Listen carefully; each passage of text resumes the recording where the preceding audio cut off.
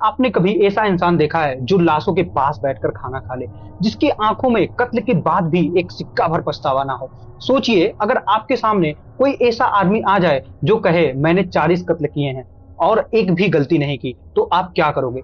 नमस्कार दोस्तों, स्वागत है आपका हमारे YouTube चैनल खूनी किस्सा में, जहां हम लेकर आते हैं आपके लिए वो कहानियां जिन्हें सुनकर रूह कांप उठे।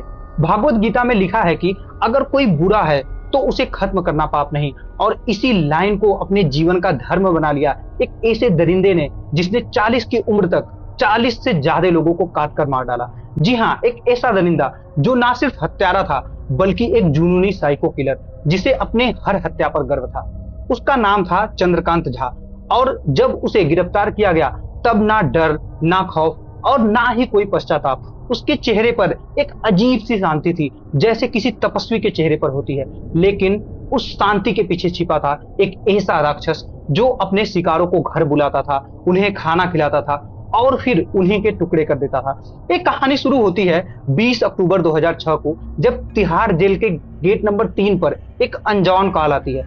फोन पर आवाज आती है, गेट के बाहर एक टोकरी पड़ी है, जाकर देख लो। पुलिस दौड़ती है और जो सामने आता है वो दिल्ली पुलिस की नींद उड़ाने के लिए काफी था।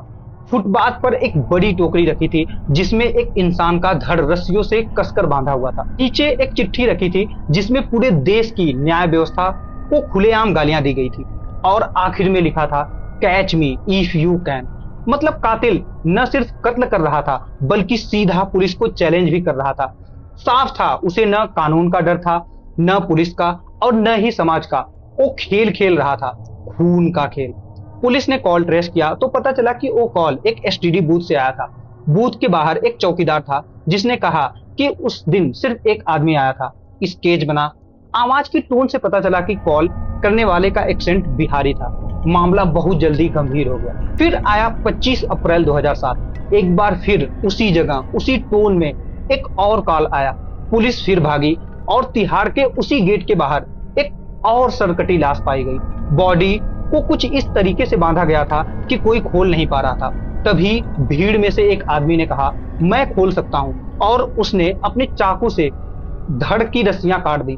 मगर यही पुलिस से बहुत बड़ी चूक हो गई। दरअसल जिसने लाश की रस्सियां खोली थी वही असली कातिल था। अब तक 3 हत्याएं हो चुकी थी, सभी के सिर गायब, और हर बार एक चिट्ठी पुलिस को खुलेआम चिढ़ा रही थी। एक चिट्ठी में उसने लिखा, मेरे लिए बड़ा इनाम रखो, मैं 7-8 सालों से कत्ल कर रहा हूँ। जब मैं कत्ल नहीं करता मेरा दिमाग खराब हो जाता है। पुलिस को अब समझ आ चुका था कि ये कोई आम हत्यारा नहीं बल्कि एक साइको सीरियल किलर है, एक ऐसा दरिंदा जो अपने काम पर गर्व करता है और खुद को सजा देने वाला भगवान समझता है। और सबसे बड़ी बात, ये हरकतें एक पैटर्न में हो रही थी, लेकिन लाशों से सिर गायब थे, और जब सिर नहीं तो पहचान भी नहीं।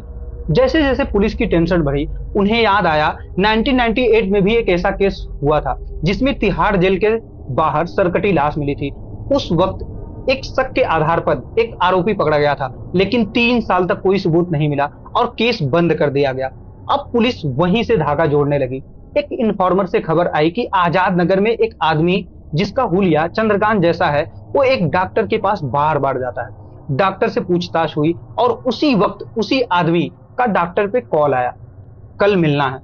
डॉक्टर ने बताया उसका नाम है चंद्रकांत झा, उसकी 5 बेटियां हैं और सबकी डिलीवरी उसी के अस्पताल में हुई है। यहीं से खुला एक राज। डॉक्टर ने बताया चंद्रकांत उसके बहनोई की हत्या की प्लानिंग कर रहा था। पुलिस डॉक्टर के बहनोई से मिली और पता चला कि चंद्रकांत एक ठेले पर सब्जी बेचता है। बस पुलिस को एक कड़ी मिल चुकी थी और कुछ ही घंटों में दिल्ली का सबसे भयानक सीरियल किलर पुलिस के गिरफ्त में था। पूछताछ में उसने कहा, मेरा नाम चंद्रकांत झा है, मैं बिहार के घुसाई गांव से हूँ, दिल्ली में मजदूरी करने आया था, सब्जी लाता, ट्रक से सब्जी उतारता। एक रात मैंने देखा कि एक गुंडा एक मासूम को मार रहा था। मैंने विरोध किया और उसने मुझे अधमरा कर दिया। अस्पताल में भर्ती हुआ और वहीं ठान लिया, अब से कमजोर नहीं बनूंगा। मार्शल आर्ट सीखा और उसी रात तय किया कि अब जो भी उसके रास्ते में आएगा वो उसे खत्म कर देगा। जहां वो काम करता था वहां यूनियन लीडर मजदूरों से जबरन पैसा वसूलता था। एक दिन चंद्रकांत ने देने से मना कर दिया, झगड़ा हुआ, यूनियन लीडर के हाथ पर चोट लगी और पुलिस ने चंद्रकांत को पकड़ लिया। उसकी पत्नी को भी गिरफ्तार कर लिया। जो पूरी तरह निर्दोष थी। जेल में चंद्रकांत को नंगा रखा गया, भूखा रखा गया, प्रताड़ित किया गया और यहीं से उस शांत इंसान ने तय किया कि अब वो खुद न्याय करेगा। उसने बताया कि पहला कत्ल 1998 में यूनियन लीडर पंडित का किया और फिर 2003 में दो, शेखर और उमेश। लेकिन सबूत न मिलने के कारण पुलिस को कुछ हाथ नहीं आया। 2006 और 2007 में उसने वही पैटर्न दोहराया। पुलिस ने पूछा कि वो सिर कहाँ जाते हैं, तो उसने बताया कि मैं उन्हें यमुना में फेंकता हूँ ताकि मेरे पाप धुल जाएं।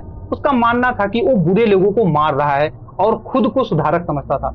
उसका गुस्सा किसी के झूठ बोलने या उसके घर में नॉनवेज खाने जैसी बातों से भी फूट जाता था।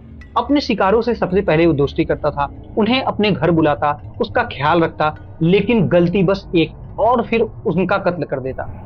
एक बार भिंडू जादव नाम का एक युवक उसके जाल में फंसने ही वाला था, लेकिन उसने दो और बंदे जो पहले से ही बंधे हुए थे उन्हें देखा और बहादुरी दिखाकर तीनों की जान बचा ली। अनिल बंडल नाम का एक और शिकारी जिसने चंद्रकांत का कैमरा चुराया था, उसी कैमरे से चंद्रकांत अपने शिकारों की तस्वीर लेता था। ये तस्वीरें बाद में नेटफ्लिक्स की डॉक्यूमेंट्री द इंडियन प्रीडेटर में डायरेक्टर आयशा सूद ने दिखाई, जो आज भी लोगों की रूह कपा देती है। पूरी पूछताछ में चंद्रकांत के चेहरे पर एक बार भी पछतावे की झलक नहीं थी।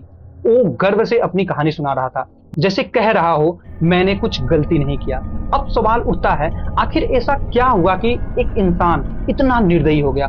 उसका जवाब छुपा है उसके बचपन में। उसकी माँ कभी उसकी सुनती नहीं थी, उसकी आवाज हमेशा दबा दी जाती थी और जब वो दिल्ली आया तो सिस्टम, भूख और गरीबी, अपमान ने उसे अंदर से तोड़ दिया। आज हम बात करते हैं मानसिक स्वास्थ्य की, लेकिन सिर्फ अमीरों, सेलिब्रिटी और इंस्टाग्राम वाले के लिए। कोई ये नहीं देखता कि जो लोग गांव छोड़कर शहर जाते हैं जैसे चंद्रकांत, उनके अंदर क्या उथल पुथल चल रही है। ना काउंसलिंग होती है, ना सहारा, और फिर इसी टूटन से कभी कभी जन्म होता है एक ऐसे खूनी राक्षस का। आज चंद्रकांत झा जेल में हैं, लेकिन उनके गांव के लोग और जिनकी जान बच गई थी वो आज भी डरे हुए हैं, क्योंकि अगर एक दिन वो फिर लौटा तो क्या होगा। तो दोस्तों, ये थी कहानी एक ऐसे इंसान की जिसने खुद को न्याय का देवता समझ लिया था और बन गया देश का सबसे बड़ा सीरियल किलर। क्या आपने भी कभी ऐसे इंसान को देखा है जो बाहर से शांत लेकिन अंदर से मौत बन चुका हो? अगर हाँ तो कमेंट में जरूर बताइए। मैं हूं आशुतोष और आप देख रहे हैं खूनी किस्सा। अगर कहानी पसंद आई हो तो वीडियो को लाइक करें, दोस्तों को शेयर करें और चैनल को सब्सक्राइब करना ना भूलें, क्योंकि अगली कहानी और भी ज्यादा डरावनी, सच्ची और खून से लथपथ होने वाली है।